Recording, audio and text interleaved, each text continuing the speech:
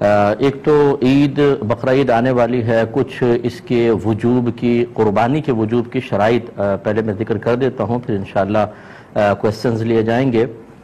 دیکھیں، قربانی کے جب 3 دن آتے ہیں تو ویسے تو فقہاء نے فرمایا کہ ان 3 دنوں میں ہر عاقل بالغ مرد عورت اپنے اندر قربانی کی شرائط کو تلاش کرے، لیکن بہتر یہ ہے کہ فرض کر لیں اگر آپ پہ قربانی واجب ہوتی تو آپ کب جانور خریدتے ہیں؟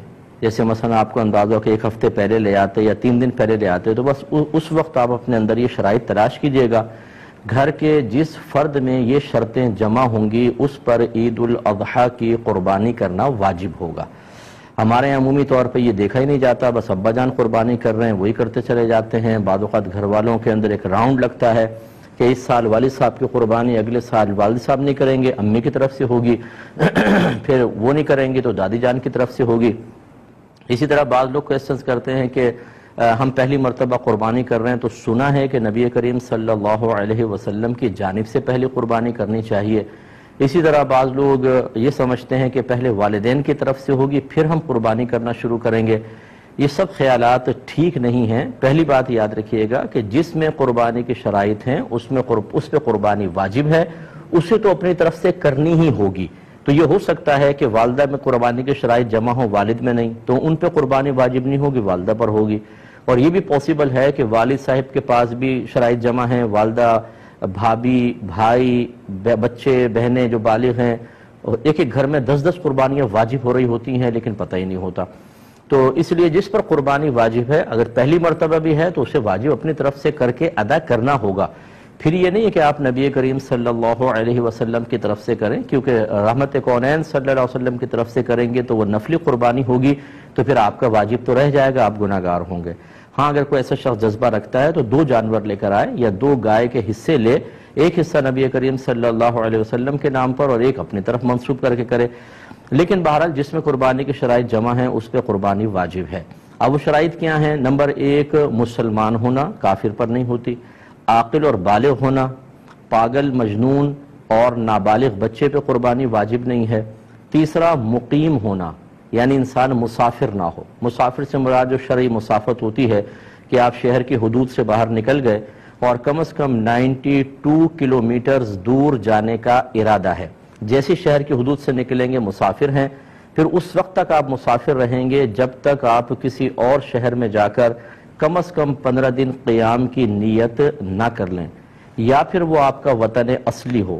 وطن اصلی کہتے ہیں جیسے مثال کے طور پہ جہاں پر آپ پیدا ہوئے اور آپ کا آبائی گھر اب بھی وہاں موجود ہے، ماں باپ ہیں یا آبائی گھر موجود ہے، کم از کم وہ آپ کا وطن اصلی ہے۔ جیسے آپ کراچی میں کام کے لیے آئے اور پھر 2 دن کے لیے اپنے وطن اصلی میں چلے گئے قربانی کے ایام میں، تو وہ تو پھر آپ کا وطن اصلی ہے، جیسے آپ پہنچیں گے مقیم ہو جائیں گے۔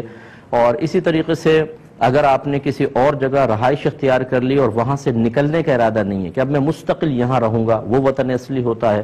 اور تیسرا، کہیں پر آپ نے شادی کی ہو اور آپ کی زوجہ وہاں پر ہوتی ہوں، موجود ہیں، تو پھر آپ جیسے دوسرے سٹی میں چلے گئے، جیسے ہی اپنے اس شہر میں آئیں گے جہاں آپ نے شادی کی ہے اور زوجہ بھی ادھر ہونی چاہیے اس شہر میں، تو آپ مقیم خود بخود ہو جائیں گے، چاہے 2 دن کے لیے گئے ہوں۔ لیکن اس کے علاوہ اگر کوئی ہے، ان تینوں چیزوں کے علاوہ، تو کم از کم 15 دن کی نیت کریں گے تو مقیم ہوں گے، ورنہ مسافر رہیں گے۔ تو مسافر پہ قربانی واجب نہیں ہوتی ہے، مقیم پر واجب ہوتی ہے۔ اور چوتھا، یہ اچھی طرح ذہن میں رکھیے گا کہ قربانی کے 3 دنوں میں اگر آپ کے پاس اتنا مال ہے کہ جس کی مالیت 52.5 تولہ چاندی تک پہنچ جائے اور وہ آپ کی ضرورت سے یا حاجت اصلیہ سے زائد بھی ہو، تو آپ پہ قربانی واجب ہوگی، یعنی یہ قربانی کا نصاب ہے۔ بس اتنا اگر اماؤنٹ آپ کے پاس ہے اور آپ کی ضروریات زندگی سے زائد ہونا چاہیے۔ ضروریات زندگی میں کون سا ہوگا؟ جیسے اگر فرض کر لیں آپ کو سیلری ملی تو راشن لینا ہے، بچوں کی فی پے کرنی ہے، اور چیزیں ہیں، یا گھر کے جو ضروریات زندگی کا سامان ہوتا ہے، جیسے آپ کے کپڑے ہیں، آپ کے جوتے، اور اگر آپ نے اے سی لگایا ہوا ہے وہ بھی حاجت اصلیہ میں آتا ہے، آپ کا فریج، واشنگ مشین، برتن وغیرہ، یہ سب حاجات اصلیہ میں آتے ہیں۔ اسی طرح آپ کا ذاتی مکان، یہ حاجت اصلیہ میں ہے۔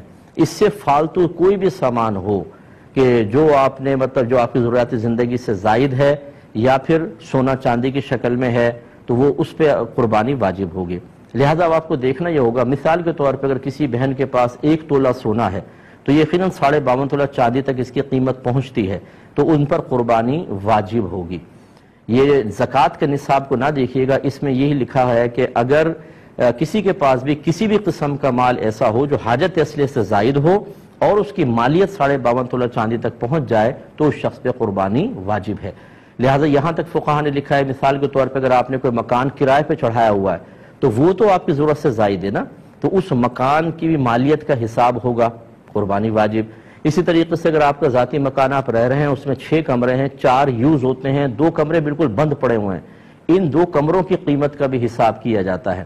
اسی طرح آپ کے وہ کپڑے جو آپ پہنتے نہیں ہیں، چھوڑ دیے، جیسے بہنوں کے شادی کے ہوتے ہیں، ایک سوٹ صرف شادی کے ٹائم میں پہنا جاتا ہے، پھر ایسے فالتو پڑا ہوا ہے، اس کی قیمت کا بھی اعتبار ہوگا، یعنی جو بھی حاجت اصلیہ سے زائد۔ اسی طریقے سے اگر آپ نے BC بھری ہوئی ہے اور ابھی آپ کی نکلی نہیں تو سمجھ لیں وہ آپ کا قرضہ آپ نے دیا ہوا ہے، اس کی مالیت کا بھی حساب ہوگا۔ اسی طرح کسی کو قرض دیا ہوا ہے آپ نے، اس کی مالیت کا بھی حساب ہے۔ تو خلاصہ کلام یہ ہے کہ قربانی کے دن جب قریب آ جائیں تو آپ یوں کریں، جتنا آپ کا سونا ہے اس کی قیمت نکلوا لیں، چاندی کی قیمت نکلوائیں، جتنا کیش روپیہ پڑا ہے وہ بھی، پرائز بانڈ ہوں، شیئرز ہوں، سیونگ سرٹیفکیٹس آپ نے لے کے رکھے ہیں، ان سب کی قیمت اس میں ایڈ کر لیں۔ اس کے علاوہ آپ نے اگر BC دی ہے اور ابھی نکلی نہیں، وہ آپ کا قرض ہے سمجھ لیں، اسے بھی ایڈ کریں۔ کسی کو ویسی قرض دیا ہوا ہے وہ بھی اس میں ایڈ کر لیں اور اس کا ٹوٹل نکال لیں۔ ٹوٹل نکالنے کے بعد پھر آپ یہ ضرور دیکھیے گا کہ کیا اس میں سے کچھ ایسا پیسہ ہے جو مجھے فوری طور پہ گھر میں خرچ کرنا ہو، یا پورے مہینے میں جیسے بجٹ کا ہوتا ہے، آپ یوٹیلیٹی بلز کے لیے اور راشن وغیرہ کے لیے رکھتے ہیں، اسے اس میں سے مائنس کر دیں۔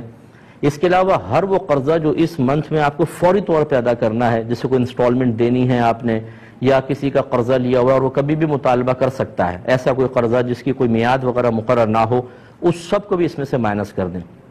اب جو باقی بچے دیکھیں، اگر وہ 52.5 تولہ چاندی کے برابر پہنچ جاتا ہے تو بس پھر ٹھیک ہے، آپ پہ قربانی واجب ہے، ورنہ نہیں ہے۔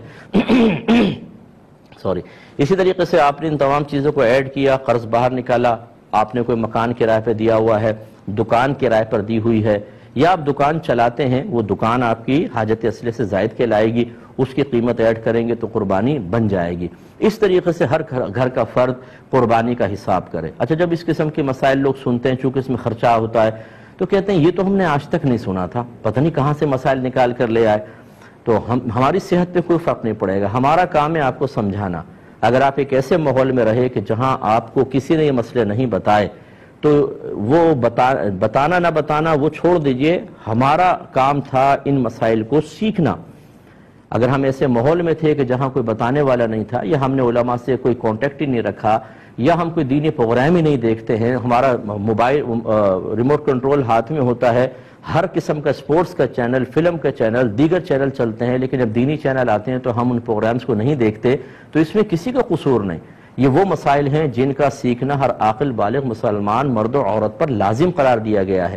اگر آپ نہیں سیکھیں گے اور لا علمی کی وجہ سے کوئی ایسی کوتاہی ہوئی ہے تو آپ قابل گرفت ہیں، بروز قیامت اللہ کی بارگاہ میں حساب دینا ہوگا۔ تو مجھے تو ایسے سے لوگ ملے ہیں کہ جب اس قسم کے اپنے مسائل بیان کیے تو سر پکڑ کے بیٹھ گئے کہ مفتی صاحب ہم پہ تو اس کا مطلب ہے 20 سال سے قربانی بن رہی تھی، ہمیں تو پتہ ہی نہیں تھا۔ تو بھئی نہیں پتہ تھا تو کریں۔ تو لہٰذا اگر کسی کی پچھلی قربانیاں رہتی تھیں تو یا جسے پتہ تھا کہ قربانی ہم نے کرنی ہے نہیں کر سکے، یا لا علمی کہ ہمیں مسئلہ ہی پتہ نہیں تھا، ایسے افراد اب قربانی کی جگہ قربانی نہیں کر سکتے، وہ نکل گئی، اب ایک قربانی کی قیمت صدقہ کر دیں، یا تو بکری کی قیمت کر دیں بکرے کی، اور یا پھر ایک کم از کم ایک گائے کا حصہ جو معتدل قسم کا ہو، یوں نہیں کہ 4-5 ہزار آپ نے خرچ کر دیے، 4-5 ہزار میں 7 چوک 28 ہزار کی گائے کیسی آئے گی؟ 7 حصے ہو سکتے ہیں تو کیسی گائے آئے گی؟